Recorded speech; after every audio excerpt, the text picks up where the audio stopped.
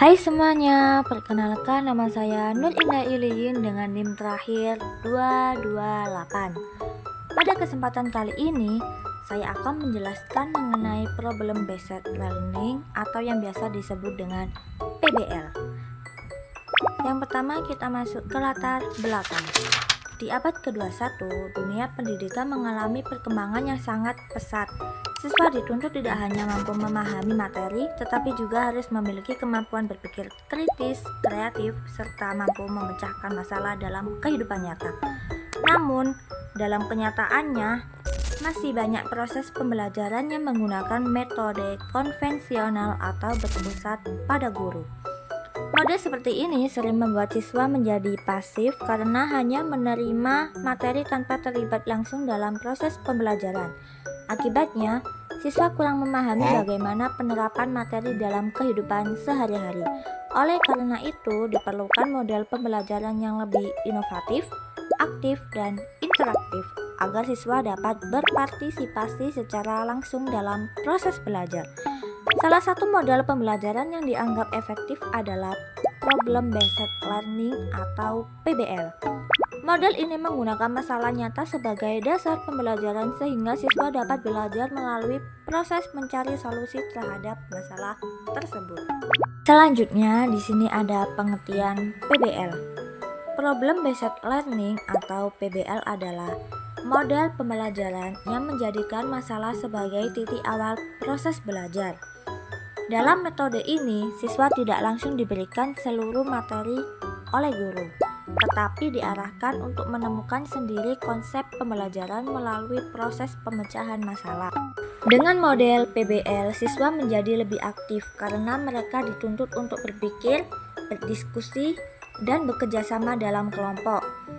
Dalam PBL, siswa belajar melalui beberapa tahapan. Yang pertama, mengidentifikasi masalah yang diberikan. Yang kedua, mencari informasi atau data yang berkaitan dengan masalah tersebut. Yang ketiga, menganalisis data dan menemukan penyebab masalah. Yang keempat, menentukan solusi atau pemecahan masalah yang tepat. Melalui proses tersebut, pembelajaran menjadi lebih bermakna karena siswa tidak hanya menghafal teori, tetapi juga memahami cara menerapkannya dalam kehidupan nyata. Dengan demikian, PBL dapat membantu meningkatkan kemampuan berpikir kritis, kerjasama, komunikasi, dan kemampuan menyelesaikan masalah. Sebelumnya, perkenalkan saya Vera Dina Sofitrisia dengan 3 digit NIM terakhir 182. Baik, di sini saya akan menjelaskan tentang landasan konsep PBL. Jadi, Problem Based Learning atau PBL ini sebenarnya berangkat dari beberapa teori belajar. Yang pertama ada konstruktivisme, yang dimana siswa itu nggak cuma menerima materi, tapi aktif membangun pengetahuannya sendiri, biasanya lewat pengalaman langsung. Yang kedua ada pembelajaran kontekstual, yang artinya materi yang dipelajari itu dikaitkan dengan kehidupan nyata, menjadi tidak abstrak. Masalah yang dipakai juga realistis agar siswa lebih relate. Yang ketiga ada inquiry learning. Di sini siswa didorong untuk menyelidiki, mencari tahu, dan akhirnya menemukan solusi sendiri, bukan langsung dikasih jawaban. Di sini untuk karakteristik PBL, yang pertama itu berpusat pada siswa atau student centered learning. Jadi di sini siswa yang lebih aktif bukan cuma mendengarkan, tapi ikut terlibat langsung dalam proses pembelajaran. Kemudian, PBL itu menggunakan masalah nyata sebagai fokus pembelajaran. Masalahnya biasanya dekat dengan kehidupan sehari-hari, jadi siswa menjadi lebih mudah memahami dan merasa relevan. Selanjutnya, PBL mendorong siswa untuk melakukan penyelidikan atau inquiry. Mereka nggak langsung dikasih jawaban, tapi diarahkan untuk mencari, menganalisis, dan menyimpulkan sendiri. Dari situ juga terbentuk kemampuan berpikir kritis dan analitis karena siswa harus mempertimbangkan berbagai kemungkinan solusi. Selain itu, PBL biasanya dilakukan secara berkelompok, jadi adanya kerjasama, diskusi, dan tukar pendapat antar siswa. Ini juga akan melatih komunikasi mereka. Dan yang terakhir, guru berperan sebagai pembimbing atau fasilitator yang mengarahkan jalannya pembelajaran, bukan hanya sebagai satu-satunya sumber informasi. Baik, perkenalkan nama saya Sevina Angelia Anggraini dengan 3 digit NIM terakhir 255. Nah, di sini saya akan menjelaskan tentang tujuan PBL. Jadi, tujuan yang pertama itu adalah untuk mengembangkan kemampuan berpikir kritis dan logis. Maksudnya, siswa nggak cuma menerima materi begitu saja, tapi juga diajak untuk berpikir, menganalisis, dan memahami kenapa suatu hal bisa terjadi. Lalu, yang kedua, PBL ini melatih siswa untuk memecahkan masalah secara sistematis. Jadi, ketika ada masalah, siswa tidak langsung asal jawab, tapi mencoba menjelaskan dengan langkah-langkah yang jelas dan terarah. Selanjutnya, PBL juga bertujuan untuk meningkatkan kemampuan bekerja sama dalam tim. Karena dalam pembelajaran ini biasanya kita bekerja dalam kelompok. Jadi, kita belajar untuk saling berdiskusi, menghargai pendapat, dan bekerja sama untuk mencapai tujuan bersama. Kemudian, PBL membantu siswa memahami materi secara lebih mendalam lagi. Jadi, bukan hanya sekedar menghafal, tetapi benar-benar memahami isi materi dan bagaimana penerapannya. Baik, perkenalkan nama saya Azalia Pravasti dengan NIM akid 254. Di sini saya akan menjelaskan langkah-langkah problem based learning atau PBL. Yang pertama ada orientasi terhadap masalah. Di tahap ini, guru menyajikan suatu masalah yang berkaitan dengan kehidupan nyata agar siswa tertarik dan termotivasi untuk belajar. Masalah yang diberikan biasanya sesuai dengan materi pembelajaran dan dapat ditemukan dalam kehidupan sehari-hari. Tujuannya agar siswa mampu berpikir kritis serta memahami pentingnya materi yang dipelajari. Yang kedua, ada mengorganisasi siswa. Guru membagi siswa ke dalam beberapa kelompok diskusi. Setiap kelompok diberikan tugas untuk memahami masalah, menentukan langkah penyelesaian, dan membagi peran antar anggota. Tahap ini melatih kerjasama, komunikasi, dan tanggung jawab siswa dalam kelompok. Yang ketiga, ada membimbing penyelidikan. Siswa mulai mencari informasi dan data dari berbagai sumber seperti buku, internet, jurnal, maupun hasil wawancara. Guru berperan sebagai pembimbing yang membantu mengarahkan siswa agar proses penyelidikan berjalan dengan baik. Pada tahap ini, siswa belajar menganalisis informasi untuk menemukan solusi dari masalah yang Yang keempat ada mengembangkan dan menyajikan hasil. Setelah menemukan solusi, siswa menyusun hasil diskusi dalam bentuk laporan atau presentasi. Kemudian setiap kelompok mempresentasikan hasil pemecahan masalah di depan kelas. Tahap ini bertujuan melatih kemampuan berpikir kreatif, komunikasi, dan percaya diri siswa. Yang terakhir ada menganalisis dan mengevaluasi proses. Di tahap terakhir ini, guru bersama siswa melakukan refleksi terhadap proses pembelajaran yang telah dilakukan. Evaluasi dilakukan untuk mengetahui kelebihan, kekurangan, serta tingkat keberhasilan solusi yang telah dibuat. Dari kegiatan ini, siswa dapat memperoleh pengalaman belajar dan memahami materi dengan lebih mendalam. Nah, selanjutnya di sini ada kelebihan dan kekurangan PBL. Nah, untuk kelebihannya sendiri yang pertama yaitu dapat meningkatkan kemampuan berpikir kritis. Karena siswa sering dihadapkan dengan masalah nyata yang harus dipikirkan dan diselesaikan. Yang kedua, pembelajaran jadi lebih aktif dan tidak membosankan. Siswa tidak hanya duduk mendengarkan, tapi ikut terlibat langsung dalam proses belajar. Yang ketiga, membantu siswa memahami bagaimana materi tersebut diterapkan dalam kehidupan sehari-hari. Jadi, siswa bisa melihat manfaat nyata dari apa yang mereka pelajari. Selanjutnya, PBL juga melatih komunikasi dan kerjasama. Karena sering berdiskusi dan bekerja dalam kelompok, kemampuan ini akan semakin berkembang. Dan yang terakhir, PBL dapat membentuk sikap mandiri dalam belajar, sehingga siswa lebih percaya diri dalam mencari dan paham akan informasi. Namun, selain kelebihan, ada juga beberapa kekurangan dari PBL ini sendiri.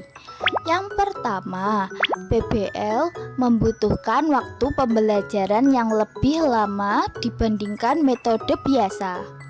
Yang kedua, tidak semua materi itu cocok menggunakan metode PBL, jadi harus disesuaikan dengan kondisi. Yang ketiga, metode ini membutuhkan kesiapan guru, terutama dalam merancang masalah yang tepat agar pembelajaran berjalan dengan efektif. Yang keempat, siswa yang kurang aktif bisa saja tertinggal karena metode ini menuntut keaktifan. Dan yang terakhir, PBL juga membutuhkan sumber belajar yang memadai supaya proses pembelajaran bisa berjalan dengan maksimal. Hai, namaku Dina Kemalia dengan di belakang 219. Pernah nggak sih kamu ngerasa bosan di kelas gara-gara cuma dengerin guru atau dosen ceramah berjam-jam? Ya, jujur, kadang bikin ngantuk. Nah, di video kali ini aku mau ngajak kalian kenalan sama satu metode belajar yang dijamin anti ngantuk dan seru abis. Namanya PJBL alias Project Based Learning. PJBL itu bukan sekadar dengerin, nyatet terus ujian ya. Ini adalah model belajar yang fokusnya langsung ke aksi nyata. Intinya, kita belajar sambil bikin proyek atau produk beneran. Jadi, teori-teori yang ada di buku itu kita langsung praktekin deh buat nyelesain masalah di dunia nyata. Nah, biar proyek kita nggak berantakan, di PJBL ini kita bakal ngelakuin 3 tahap seru. Pada tahap perencanaan ini, di sini kita berperan jadi arsitek buat ide kita sendiri, guys. Kita nggak cuma disuapin tugas, tapi kita yang nentuin masalah apa yang mau kita selesaikan, solusinya apa, terus alat dan bahannya apa aja, sampai pembagian tugas tim. Kenapa tahap ini penting? Karena rencana yang matang itu udah setengah dari keberhasilan. Di fase ini, skill critical thinking dan manajemen waktu kita bener-bener diasah. Kita belajar gimana caranya merancang sesuatu dari nol sampai siap ke tahap eksekusi. Waktunya eksekusi. Kreativitas dan daya tahan kita di sini emang bener-bener diuji di sini. Nah, ini fase yang paling seru sekaligus paling menantang. Disinilah trial and error terjadi. Kadang apa yang kita rencanain di atas kertas pas dipraktekin ternyata beda di lapangan. Ada aja masalahnya. Tapi disitulah letak serunya. Kita dipaksa buat jadi problem solver, belajar kerja sama tim dan komunikasi. Jadi kita nggak cuma pintar teori, tapi juga punya soft skill yang kepake banget di dunia kerja nanti. Dan tahap terakhir yang paling ditunggu adalah presentasi. Saatnya pamerin deh hasil kerja keras kita ke dunia, atau minimal ke depan kelas dan guru atau dosen kita. Tapi presentasi di PJBL itu beda ya. Bukan cuma baca PowerPoint yang isinya teks semua. Kita bener-bener harus nunjukin produknya, ngejelasin proses pembuatannya, dan gimana produk kita bisa bermanfaat. Ini tempatnya kita belajar public speaking dan cara jualan ide. Hasil akhirnya bukan cuma sekedar angka atau nilai di atas kertas yang formalitas doang, tapi berupa karya nyata yang bisa kamu pegang, kamu lihat, dan pastinya bikin bangga. Metode kayak gini bikin belajar jadi lebih bermakna karena kita itu tahu ilmu kita itu buat apa. Gimana menurut kalian? Lebih suka belajar teori biasa atau bikin proyek kayak gini? Eits, tapi tunggu dulu. Jangan sampai ketukar ya antara PBL dan PJBL. Serius, ini sering banget bikin ketukar gara-gara namanya mirip banget. Cuma beda satu huruf doang loh. Padahal, kalau kita bedah, kedua metode ini punya vibe, aturan main, dan hasil akhir yang beda total. Anggap aja ini duel maut dua jagoan belajar. Yuk, kita bandingin. Kita sambut jagoan pertama, PBL alias Problem Based Learning. Sesuai namanya, fokus utama dari PBL ini adalah pemecahan masalah. Jadi, jalannya cerita dimulai dari guru atau dosen yang ngelempar satu kasus atau masalah yang ribet banget di dunia nyata. Di PPL, kamu nggak disuruh bikin barang. Tugas utama kamu adalah jadi detektif. Hasil akhirnya berupa solusi, rekomendasi, atau strategi. Kamu bakal lebih banyak ngabisin waktu buat analisis data, bedah kasus, dan diskusi kritis bareng tim. Metode ini cocok banget buat kalian yang tipikalnya pemikir, suka teka-teki, dan hobinya nyari jalan keluar dari suatu masalah lewat argumen yang kuat. Sekarang kita lihat lawannya. PJBL alias Project Based Learning. Kalau yang ini beda lagi ceritanya. Fokus utamanya bukan cuma mikirin solusi di otak, tapi pembuatan proyek. Di PJBL, hasil akhirnya wajib berwujud. Harus ada produk fisik, aksi nyata, atau karya digital. Di sini, proses kreatif kamu bener-bener dieksplorasi habis-habisan di sini. Kamu nggak cuma diskusi di meja, tapi kamu mengulik, bereksperimen, dan bikin sesuatu yang bisa disentuh atau dilihat langsung fungsinya. Makanya, PJBL ini jadi markasnya anak-anak yang suka praktek, hobi berkreasi juga, dan pengen ngeliat idenya terwujud jadi barang nyata. Jadi, kesimpulannya, siapa yang menang? Jawabannya, gak ada yang kalah ya guys. Dua-duanya sama-sama keren dan saling melengkapi. Jadi simpelnya gini, kalau kamu mau melatih otak buat berpikir taktis, menganalisis masalah yang kompleks, dan pintar nyari celah solusi, PBL itu rajanya. Tapi, kalau kamu pengen ngelatih skill eksekusi, manajemen proyek dari nol, dan menghasilkan sebuah karya yang bisa kamu pajang di portofolio, PJBL adalah jawabannya.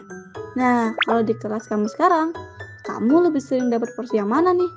Si PBL si pencari solusi, atau PJBL si pembuat karya? Baik, selanjutnya saya akan menjelaskan tentang contoh penerapan Problem Based Learning atau PBL dalam pembelajaran perkantoran.